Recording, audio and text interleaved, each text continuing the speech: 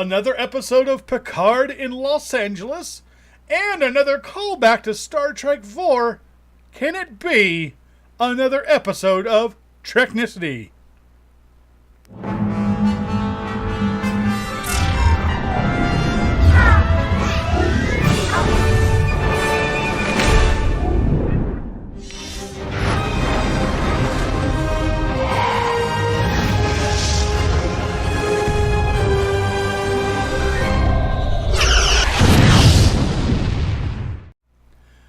Good evening, Trekkies and Trekkers. It is time for another episode of Treknicity, the show where two old guys... Wait a minute, that sounds like the opening to Old Men Gaming. Wait a minute. Where two guys, two Star Trek nerds, talk about Star Trek. I'm your illustrious... Wait a minute, no, that sounds like Patrick. Damn it! I'm getting all of my intros mixed up today. I'm Lars. You're all screwed up. And I'm Brandon. And you're off timing. So yes, we are again talking about Star Trek Picard because that's what's on right now. We will cover a little bit of the end of Discovery because, hey, it's the end of the season and we get a break from this show. Hey, so so we're going to talk about a little bit about the end of Discovery season 4, and of course season 2 episode 4 of Picard. We just watched the show. This is kind of what we do. We get home from work, we have a little nosh, we watch a little telly, and then we watch Picard, and we come and talk to you about it. So, okay. So it's fresh in our minds. Fresh. Sorry, I am look. I'm really just kind of like today because I was out sick yesterday. Wasn't feeling too well. Everybody else had to pick up the slack for me, and then I come back today and it's not much better. But still, hey, we're good and going. And I get to watch some Star Trek tonight, which is great. And I didn't rage quit. I mean, again, 4 episodes in, and I haven't rage quit yet. What's going on? Hey, that's amazing. Yeah. By the way, I just want to say I am digging the Borg disco cube going on, man. Thanks. That's why. See, that's the reason. That's why the Borg Queen's so upset. Because she's missing out on the parties. That has nothing to do with the fractures in time or being, being disconnected. Can you imagine, like, the kind of vibe, the kind of rave vibe you get going on in a Borg cube? I mean, could you imagine? All the electronic music. Yeah. Boo! She's missing out on all the rave. We are the Borg. we will assimilate. We are the Borg. We will assimilate your CD collection. It's like an ex-girlfriend. Oh my goodness. Oh no. So first of all, before we truly get started, I just want to say a shout out to our special friends on Starship Tempest, an actual play podcast that is freaking hilarious, and I can't get enough of it. Can't get enough of it so much that I backed them on Patreon just so I can get the episodes a day before they go public. That's dedication. Yes. So if you like role-playing games, you love Star Trek, and you love to laugh your ass off, check them out at starshiptempest.com, or consider being a patron. I can't talk tonight. Consider being a patron by going to patreon.com/StarshipTempest. Thanks, guys. Have fun. Now into the rat killing. I think maybe you had too many Coronas while you were suffering from Corona yesterday. Yeah, that's about a joke that Data would tell. Yeah. Hey! So, okay, let's start a little bit with the end of Discovery, okay? So we had the last episode entitled Coming Home, which, for the most part, kind of formulaic, kind of predictable. Mm-hmm. Definitely not the worst episode of Discovery I've seen, and trust and believe there are plenty of episodes that kind of rank amongst the worst of anything I've ever seen in this show. But, being fair, I actually was pretty impressed with how it played out. except there is one thing that is absolutely, completely proven true by this episode. There is more crying in this episode of Discovery than in any other episode of Star Trek ever. You know, lots of it. So, but you know, and overall, I don't know.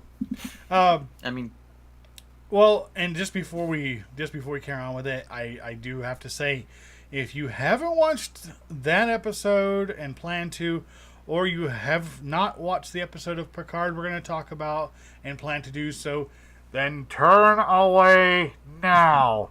This episode is spoilerific. You have been warned. Dun, dun, dun. So so the end of the end of the season comes the episode where basically the DMA creator species 10C has been contacted. However, they can't reconcile the actions of Booker's ship with that of the Discovery, so they think that the Discovery is kind of like gonna, they're gonna do something to hurt them because Booker's ship did it, and they can't separate the actions of the two, so they decide to be dicks about it. And ultimately, they have this coming to Jesus moment where they, I guess they pretend like they're on that movie Arrival, and they use math to talk to them, and quite frankly, the most boring application of math. It's like, oh, they want to tell what? Oh, is this one of those dreams where I dream that I'm naked and I'm late for my exam even though I graduated 10 years ago? No, I'm just kidding. Yeah. They could have at least introduced music. Beep boop boop. Oh yeah. Yeah. Get some nice copyright infringement on there with the Close Encounters of the Third Kind music. Boom boom boom boom boom. But look, I always have to temper my comments about Discovery with the positive aspects of it, and largely that is the cast. The cast are really great actors and actresses. Oh yeah, huge, big time. We've seen them in a lot of things. Doug Jones is like my ultimate Star Trek nerd fan crush, and so whenever I see him as Saru, my tricky little heart goes pitter pat, pitter pat, pitter pat. Either that or I'm having a heart attack. But either way, it's good. Yeah, no, it's amazing watching him, especially just seeing him in character, the way he walks and waves the way his arms are behind him, and just. I have a confession. Every time I see him walking like that, I always go bum ba bum ba bum ba bum ba bum ba bum bum. Happy trails to you. But I mean, look, it's just amazing to watch him in action. The stories, I don't know. They've long since left me with a very bad taste in my mouth, and a lot of that just comes down to, I think that they're still struggling to find their footing. And I don't even. They're all over the place. Every season's all over the place. Yeah, I mean it's almost like the seasons are written by the Three Stooges. You can just hear whoop whoop whoop whoop whoop whoop whoop whoop whoop whoop whoop. The hell is that? Curly doing 360s on the floor. Yeah. Exactly. Oh my goodness. But okay, enough with the mocking. Overall, good conclusion. I was a little disappointed that Cleveland Booker didn't die. Because you're like, oh look, he's teleporting off the ship, and then he goes to show up on the bridge and poof, like a fart in the wind. I'm like, oh, and then and then you're like, you could have it. He got trapped in the buffer. yeah. Somebody go buff him out. But they have this again. They have this real kind of coming together. You get a sense that things may not turn out so fantastic. That not everybody's going to die, but maybe somebody's gonna die or something really bad is gonna happen for a bit. In the end, it really doesn't happen. They convince the 10C like, whoops, sorry, didn't mean to blow up your planet. Yeah. My bad. Here, we'll try less. We'll try to destroy planets less. No, that's not good.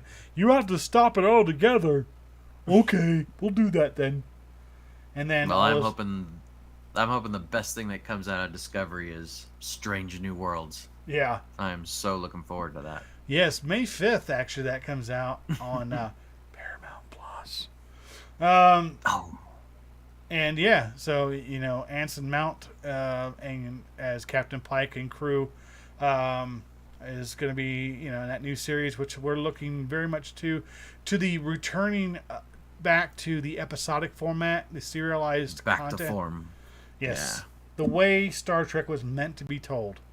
I think actually when I really get down to the nuts and bolts of it, Nitty gritty. yeah, my biggest beef is these season long stories that build up and build up and build up, and like I have real bad visions of Enterprise season 3, where they do the whole Zindi arc, and it's like, yeah. all right, go ahead, hit me right in the crotch, just kick me right there, because there it is, and yeah, that's kind of how it ends up being, but they're all trying to live up to Deep Space Nine's, but it's like, sorry, they did it the best, and it's just you're not gonna be able to do it as good as they did. Exactly. One thing I was thinking about when it comes to Star Trek is that I realized that I, for the longest time, asked for Star Trek to get dark. I wanted to see the dark, dirty underbelly of Star Trek, like the universe is darkness and silence, and it's like, was it? I'll even try to paraphrase it because I don't remember it. But Carl Urban was pretty old. But the whole thing is,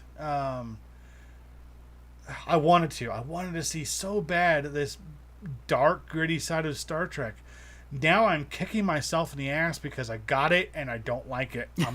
No, sir, not one bit. I don't like it. And the grass is always greener. That's right, man. Come on, give me some Make It So, man. Give me some tea Earl Grey hot, man. Give me some coffee in that nebula thing, man. No. Whatever. Give me some milk with some chocolate hot. Oh God. Spoilers. Please don't let that be the segue into Picard. Because I wanted to punch Agnes Jurati right in the mouth for that stupid comment. But okay, no, let's be honest. Okay, so just real quick wrap up on Discovery. Not the worst. Definitely not the worst episode. Definitely not the best. Which is saying something. We will see what happens when season 5 comes out. See what they do with it. See where they go, because Isn't this the last season? I don't know. Are they stopping at 5? Don't tease me. don't tease me. But we'll see what happens. Because they're so far in the future. We don't know what they're going to do. What's going to happen. Yeah, you're right. Literally anything can happen. But Stacey Abrams. Wonderful cameo as president of United Earth there at the beginning or at the end. Really cool. That was awesome to see. Yes, I know I'm a liberal, but hey, who cares? It was still cool. What? It was still pretty cool to see that go down. But yeah, we'll see what happens with it. I mean, I'll watch it just to see Doug Jones again because, look, I was watching him in Scotty Baker's Fifth Passenger the other day, and I'm just like, this is a low-budget movie, and he still manages to look awesome. I'm like, all right, yeah, we're good. Well, I mean, plus also Scotty is a phenomenal Steadicam operator and director, so, I mean, come on, what did you expect? That being said, let's Picard our way over. Make it so. That I want somebody to bring him a sewing machine, a busted one, or him bring it to somebody and tell him to make it sew. Literally. That's right. Badum-tush. Yeah, exactly. There's another data joke. Hey-o! So this episode picks up where they left off. Rafi is... not Rafi. Chris. Angry and crying and upset as usual, Rafi. Yeah. She's like a Muppet. You know, almost like... she's almost like a cliche, okay? Yeah. You know, and that's saying a lot because Michelle Hurd is so cool. The character of Rafi is just... I guess they made her so... one or two dimensional. I want to see the side of her that actually really gives a shit. I mean, you kind of saw it when last episode when they made the oh my goodness, I've lost his name, the Romulan. Laris. No, that's the girl. No. That's the girl. Either way, Picard's love interest. That's right. Yes. So. Eleanor. Thank you. Eleanor. The Eleanor whistle, you know. So, you know, there was some substance, some depth to that. But then it was trying to like me, Mad Rafi, go get revenge, you know, like, you know, Rafi's mad. He's dead forever. I'm angry. Yeah, we just time traveled and we're changing everything, but he's still dead. Yeah, he's still dead. What are you talking about? The guy's just chilling out in the morgue. Get it? Another dad joke. Hey-o. But no, seriously, okay.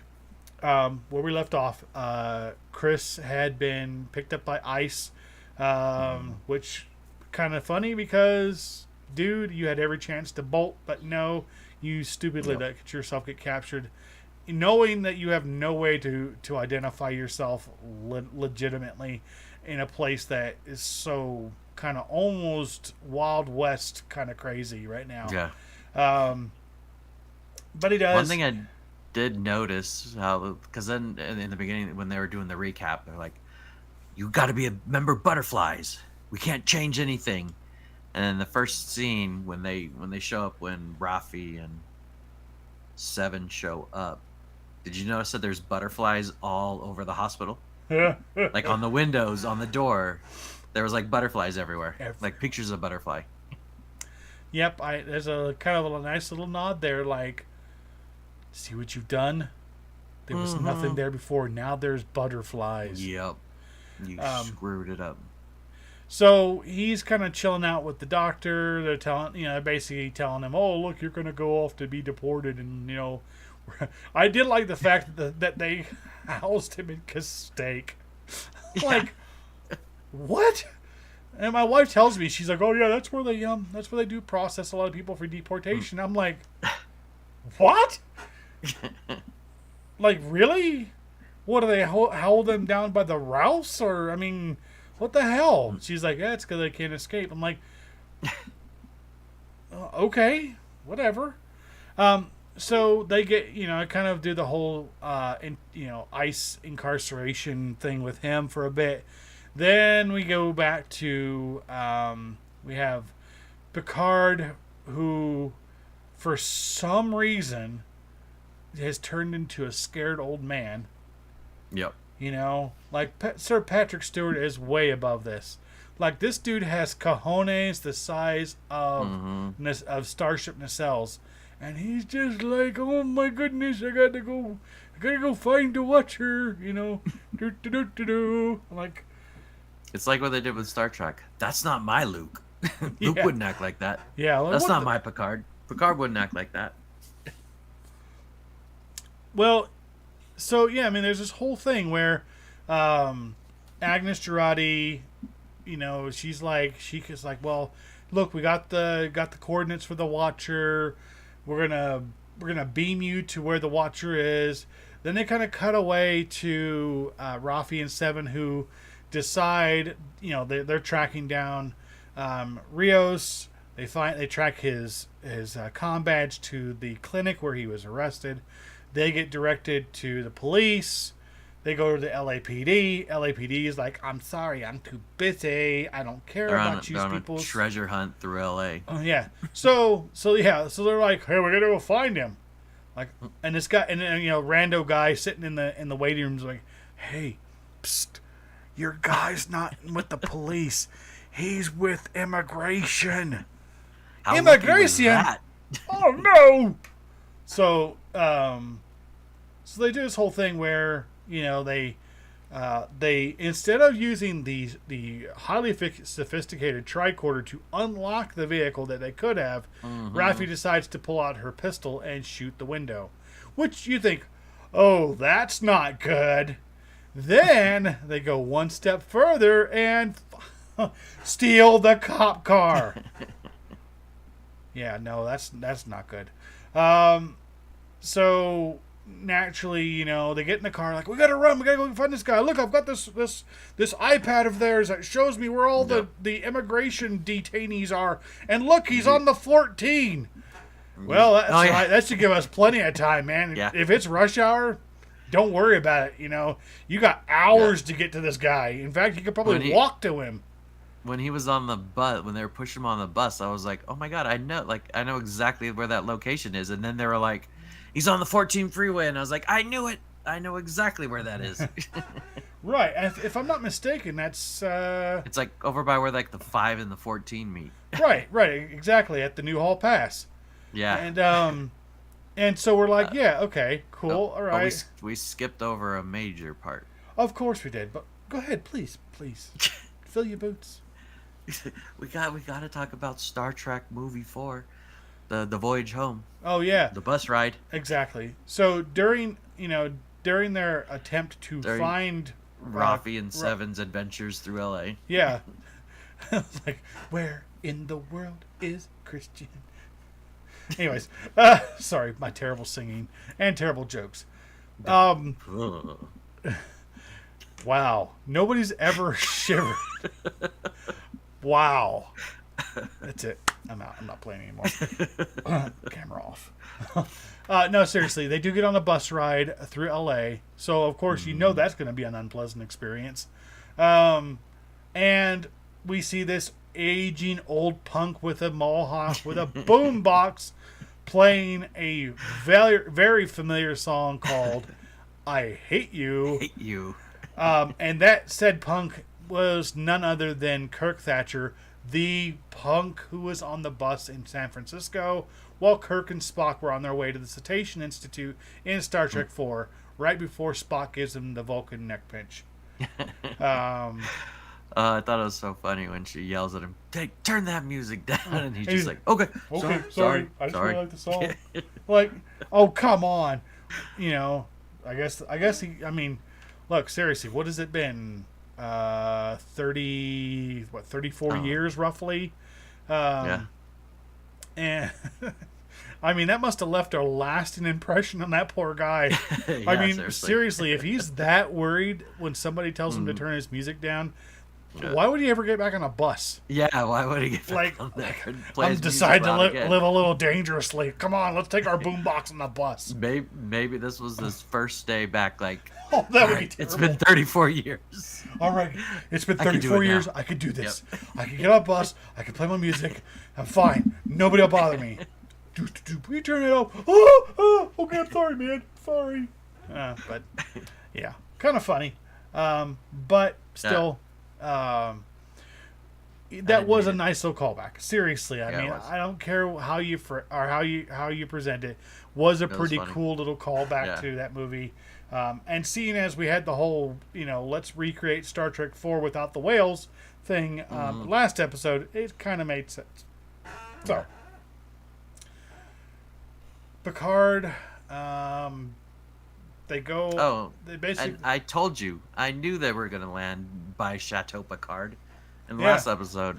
But it looked like it was L.A., but I thought it was completely Chateau like Picard. When you said Chateau Picard, I'm like, is he serious? And then I was watching, like, oh my goodness, when he said, we're going home, like, let's go find Chateau Picard, and like, okay, guys, all right. So they go and they hang out there. So apparently the ship is still fixing itself, so the heat's off. So they decide to go into this abandoned, creepy house. I mean, we're talking, like a house on, was it House on Haunted Hill. Thank you. Real creepy sort of stuff. And they go in there, they start a fire, they hobo it a bit.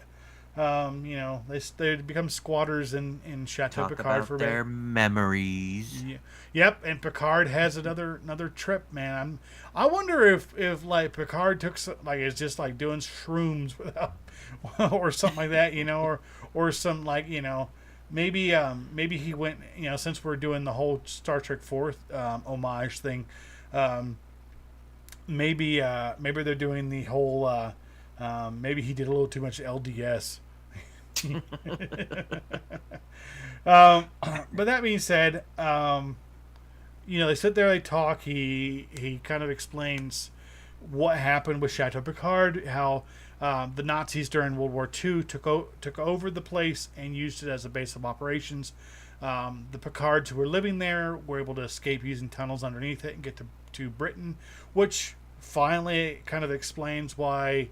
Why he's English. Why he speaks with an English accent, because he was raised by generations of people who lived in Britain and so on and so forth.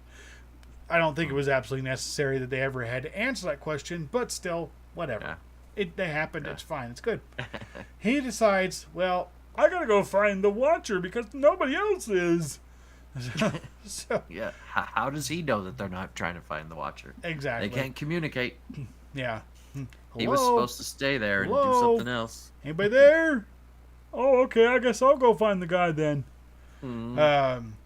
So Girardi gets up enough energy on the transporter, beams him to Los Angeles, of course, out front of 10 Forward Avenue or Boulevard. I can't remember. At first, I couldn't even believe that was Guinan. I was like, "Is this literally supposed to be Guinan?" Yeah, I don't even understand what's going on here. Well, yeah, I would have been happier, I think, if they just brought Whoopi back for another episode, because seriously. I don't even care if they just de-aged her. They just left her like this, how she was talking in episode 1.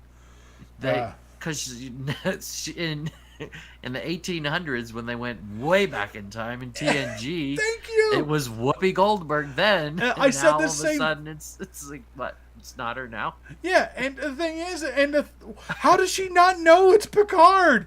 Yeah, exactly. Oh, it's been 100 or so, 120, 140 years. And it is. I don't remember. He says his name. Yeah, I don't remember. Jean-Luc Picard. Okay. Oh, it's you. Yeah, the guy I forgot. I didn't recognize you. I didn't recognize you until you said your name. That's a name I haven't heard in a long time. It was just a little weird. Yeah, little awkward, especially since she's decided to F off and give up on humanity.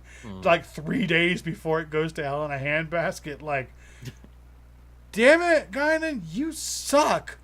Like, seriously, you suck. Why would you do that? Why would you do that? You're so awesome. Why? You're always been so awesome.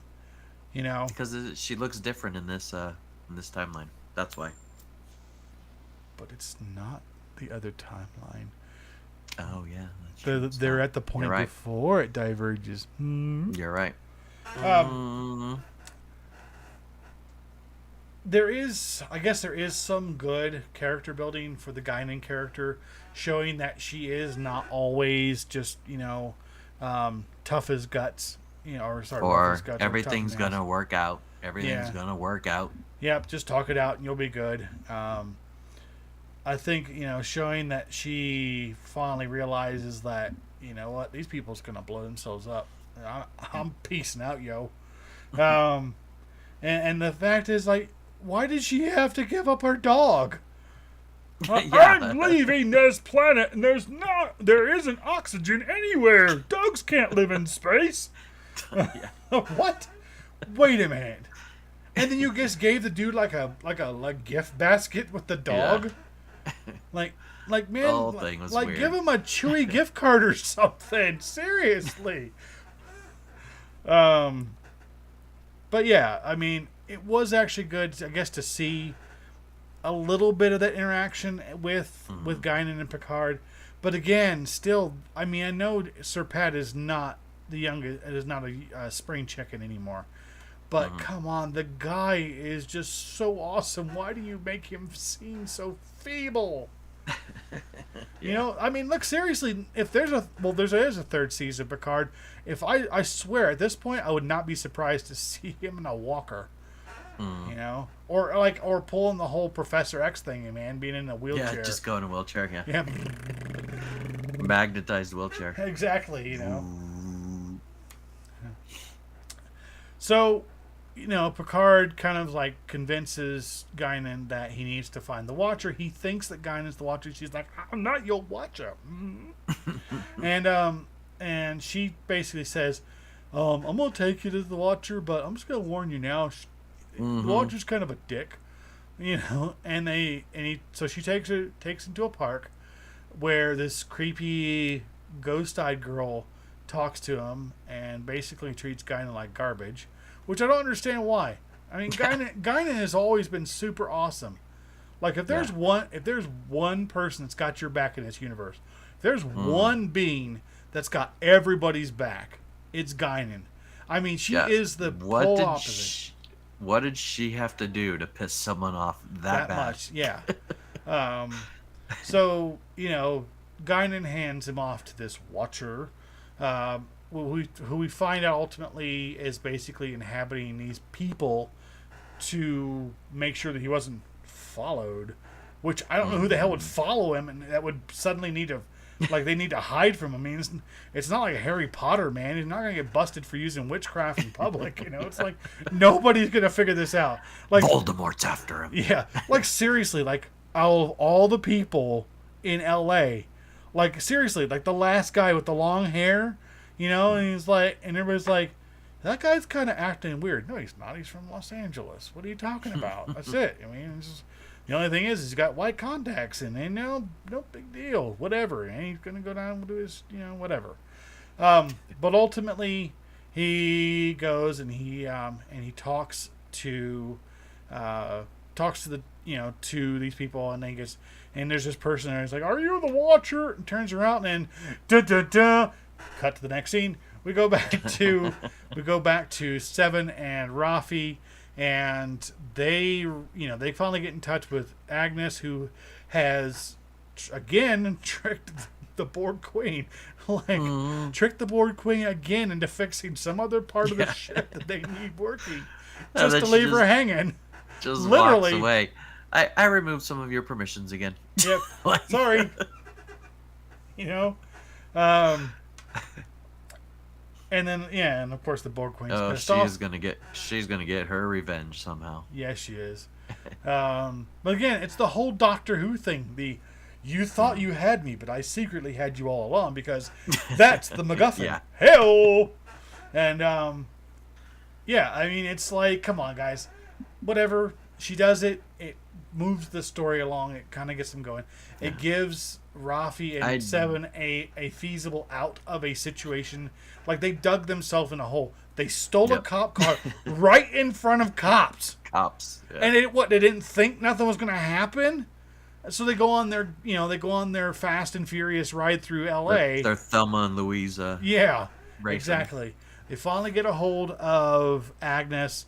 She's like, well, look, you know, the system's not working too hot, so I need you to stop moving for a second so I can beam you out. She does that. The cops will come around like, oh, get out of the car. Oh. Notice they didn't have their body cams on. That's kind of a shady thing, man. You know some serious shit was about to go down. All right? They did not have their body cams on. And they didn't even have the guns pointed at the car. Exactly. That's not what cops would have been doing. Get out of the car! Get out of the car! And of course they disappear. Nobody magically sees the transporter effect inside the car. You didn't see anything. Yeah, you didn't see nothing. So they end up out by Castaic. So they're now going to go and try to somehow carjack the bus. Out. Something so they can get Chris Rio off the bus, you know. And Cristobal. yeah, Crystal ball. Oh yeah, that was the other thing. While he was in detention, he tried, of course, well, who are you and what do you do? Well, my name's Chris Rio, and I'm a captain of the USS Stargazer. I'm from the future. Oh yeah, like that. Like again, like I'm sure the writer of the episode was going like, he's got a copy of the Star Trek 4 script. And he's like, this shit's gold. Nobody will know this. I'll just use it. Like, nobody knows this movie ever. I'll just use all these cool things, man. And, like, all right, guys, whatever. It's like I said last time. I think maybe they gave all of his lines to, like, the new writer. Come up with something for him. Yeah, exactly. Exactly. We finish out the episode with somebody, kind of who's reading a book, but you hear this very familiar voice talking, and you quickly realize awesome voice. Yes, you quickly realize that it is John Delancey's Q, and one of the last things is the camera pans around to him, and he goes to do something. He goes to do the snap, and snap no work. So either so like. I would have been awesome if you heard like the Millennium Falcon, or the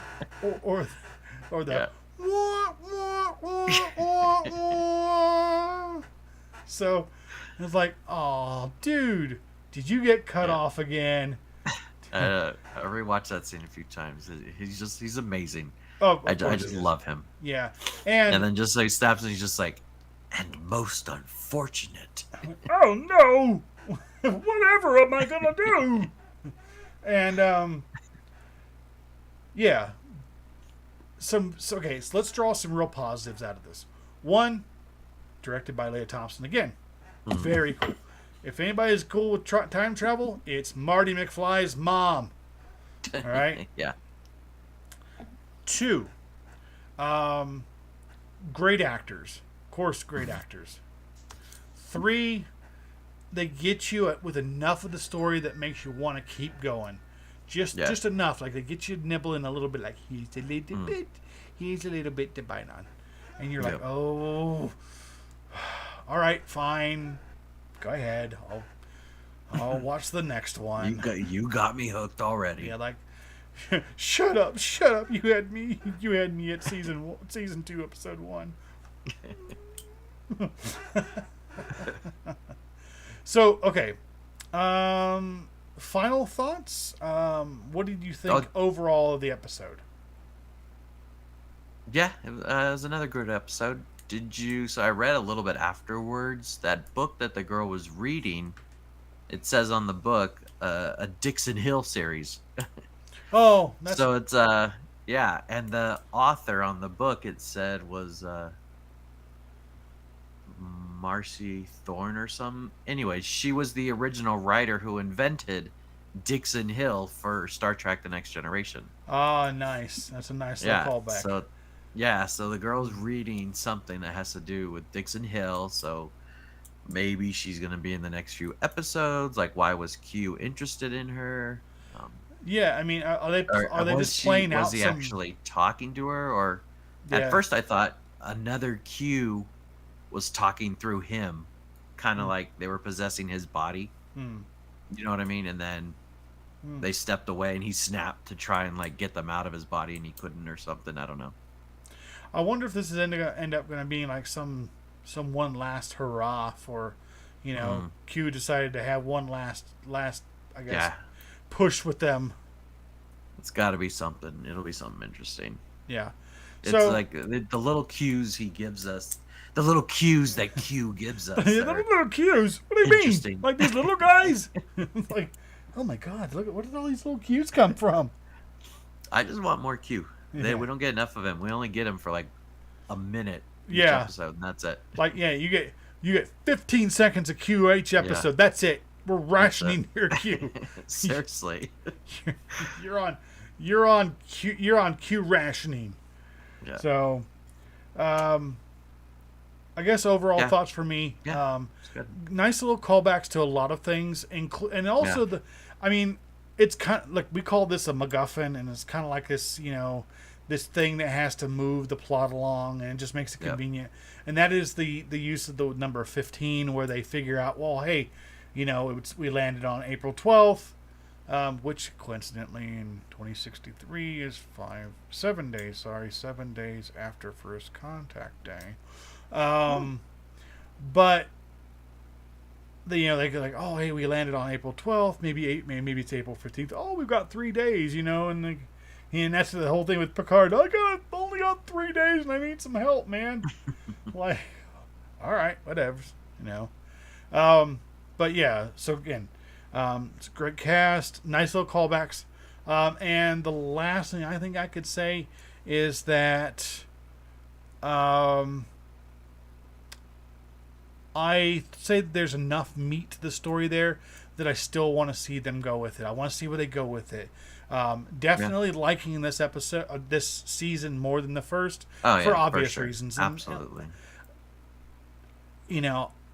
Very much want to do the whole thing where we just keep going, see what they pull out, see if they can salvage some of the not so awesome parts, and see if they can kind of reinforce the cool parts. Yeah, I agree. So, it's definitely better than the first season. Well, that is all for this episode of Treknicity. Please be sure to check us out. Check out our other episodes. You can go to redshirtgeeks.tv, where you can see all the Red Shirt Geeks content, including Treknicity. You can also see Old Men Gaming, where we play a variety of games. My hetero life mate Patrick usually streams 3-4 times a week, not including our Sunday session. So be sure to check it out. What about Instagram? Yes, that's right. Go to Instagram, check out Red Shirt Geeks, and check out Treknicity. Follow us. We'll follow you back, and we'll share some really cool things. That being said, I want to thank you very much, and we hope to see you next week. And as always, here on Treknicity, we wish you to rock out, which is Spock out. All right.